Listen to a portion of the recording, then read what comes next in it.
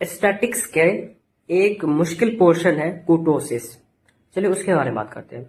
कुर्टोसिस generally data के distribution के shape को बताता है। जनरली ये पीक और टेल को बताता है और ये जनरली 3 टाइप के होते हैं।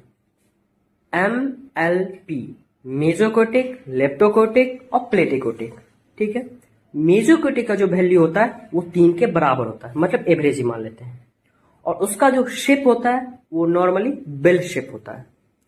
दूसरा होता है लेप्टोकोटिक, जिसका वैल्यू 3 से ज्यादा होता है और इसका जो शेप होता है ग्राफ का, पीक होता है ना, वो नैरो होता है, शार्प।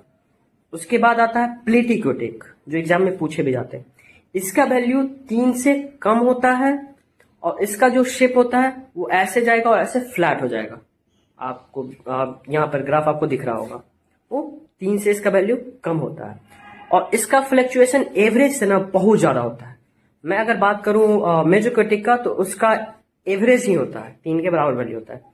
जो लेप्टोकोटिक है उसका वैल्यू एवरेज के आसपास होता है। अगर मान लीजिए एवरेज 50 है तो 51, 52, 48, 55 ऐसे रहेगा। लेकिन जो लेप्टोकोटिक है उसका ना एवरेज से कोई मतलब ही नहीं रहा। मान लेते हैं कि एवरेज 50 है तो उसका 2, 100, 78, 3, 9, 44 ऐसे होगा उसका।